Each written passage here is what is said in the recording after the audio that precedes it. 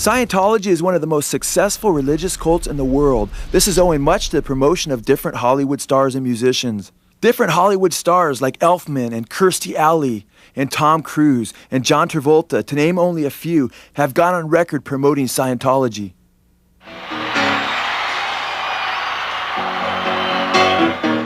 Just take those old records off the shelf. I said listen to them by myself. Yeah, right on.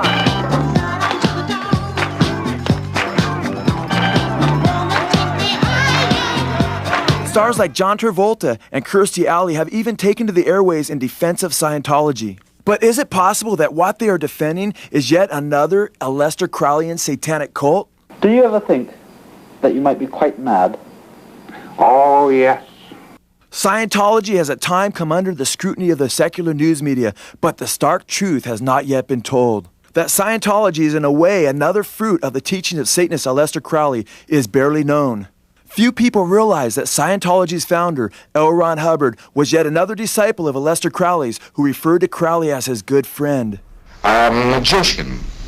The magic cults of the 8th, 9th, 10th, 11th, 12th centuries in the Middle East were fascinating. The only modern work that has anything to do with them is Trifle Wild in Spots, but it's fascinating work in itself, and that's work written by Aleister Crowley, the late Aleister Crowley, my very good friend.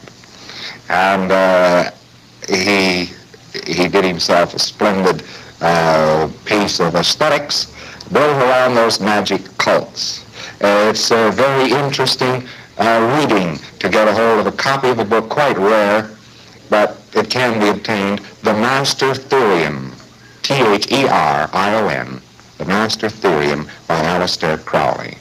He signs himself The Beast, the mark of the beast, 666. Hubbard stated that Scientology's basic idea paralleled Crowley's doctrine of do what thou wilt. He stated, our whole activity tends to make an individual completely independent of any limitations. Aleister Crowley had some interesting things to say about this. He wrote the Book of the Law. L. Ron Hubbard's oldest son, L. Ron Hubbard Jr., who witnessed his father's discipleship under Crowley, admitted his father was a Satanist and a follower of Crowley. Well, the funny thing is that the actual truth is about as far out as Scientology itself.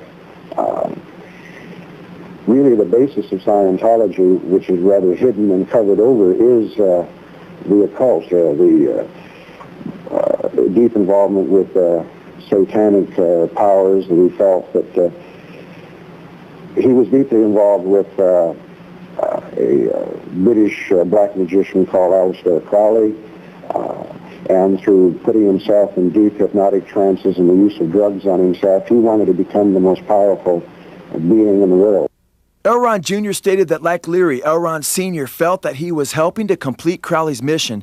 L. Ron Hubbard Jr. stated that his father considered himself to be the one who, quote, came after, and that he was Crowley's successor and had taken on the mantle of the great beast. Scientology actually began on December 1st, 1947. This was the day Aleister Crowley died.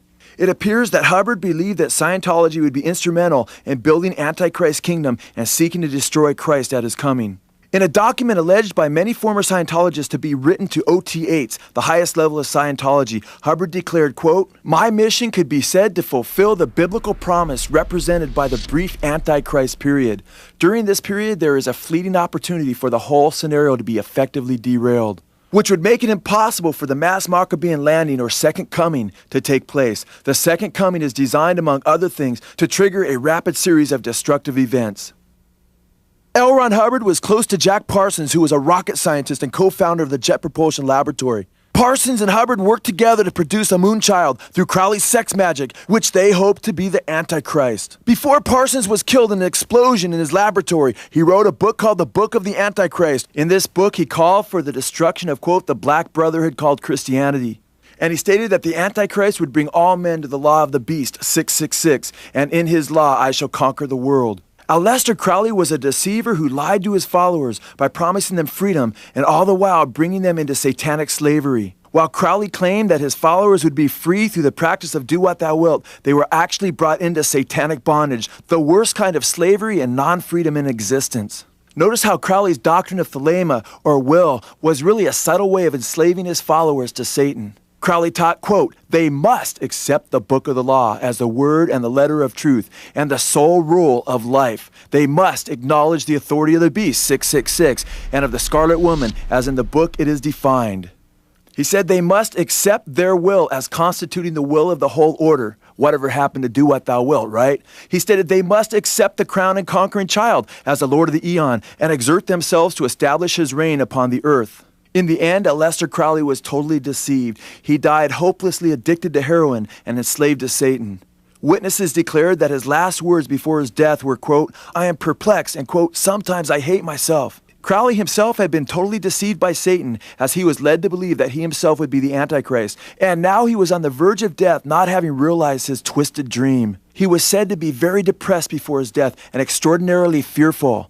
Crowley knew that it was time for him to face his creator whom he had so mocked, and he knew that the scripture stated it is a fearful thing to fall into the hands of the living God, and that our God is a consuming fire. Crowley was heard pacing before his death until he finally collapsed and met his horrible end in hell. Sadly, he is taking millions of people to hell with him as the father of modern culture and as the patron devil of rock and roll.